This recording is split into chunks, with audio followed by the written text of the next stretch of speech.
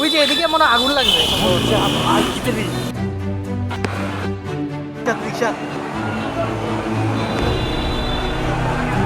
আচ্ছা আইও আইও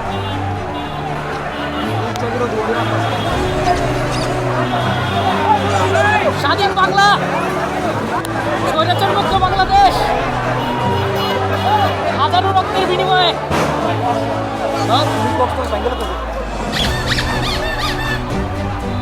ঈদে আবার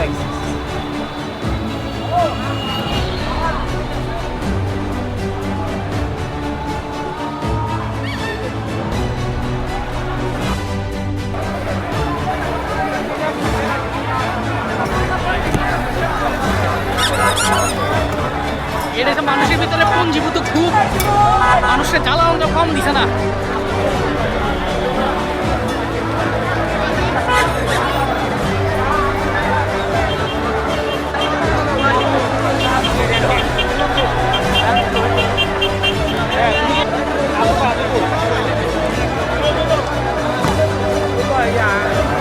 বাংলাদেশ আবার স্বাধীন হলো,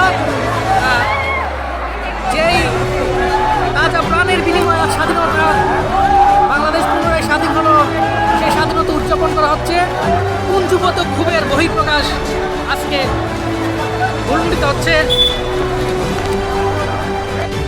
প্রমাণিত হলো এই জাতি বাঁচতে জানে, বাঁচতে পারে, মাথা তুলে বাঁচে। নয় কোনো সন্ত্রাস, নয় কোনো হানাহানি মারামারি, আজকে শুধু বিজয় উল্লাস। আপনারা জানেন কিছুক্ষণ পূর্বেই ষড়যন্ত্র শেখ হাসিনা তার পদত্যাগপত্র জমা দিয়েছেন এবং তিনি দেশ ছেড়ে পালিয়েছেন। আমরা দেখতে পাচ্ছি ছাত্রদের যে রক্ত, ছাত্রদের রক্তের উপর দিয়ে স্বৈরাচার বেঁচে থাকতে পারে না, সেটা আবারও প্রমাণিত। স্বৈরাচার নিপাক যাক, গণতন্ত্র মুক্তি পাক।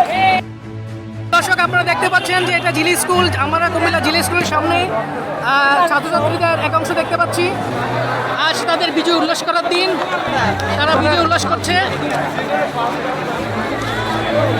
আপনারা জানেন গত পরশু কুমিল্লা একটি শান্তিপ্রিয় মিছিলের মধ্যে আওয়ামী সন্ত্রাসীদের সশস্ত্র হামলা হয়েছে এবং সেখানে অনেক আহত হয়েছে।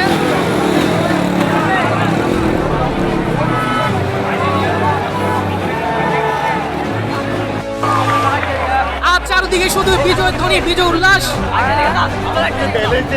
পুঞ্জীভূত ক্ষোভের বহিঃপ্রকাশ আমরা দেখতে পাচ্ছি। আজ একটি স্বাধীনতা বিরোধী অপশক্তির পতন হলো, বাংলাদেশ আবার স্বাধীন হলো।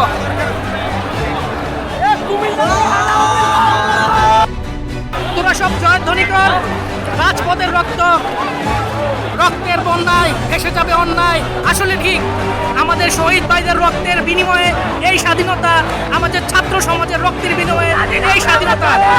এই যে আপনারা দেখতে পাচ্ছেন, যারা বৈষম্য বিরোধী আন্দোলনের জন্য, কোটা বিরোধী আন্দোলনের জন্য এই ছাত্ররাই রাজপথে রক্ত দিয়েছে, রক্তের বন্যায় ভেসে গেছে অন্যায়। এটি আবারও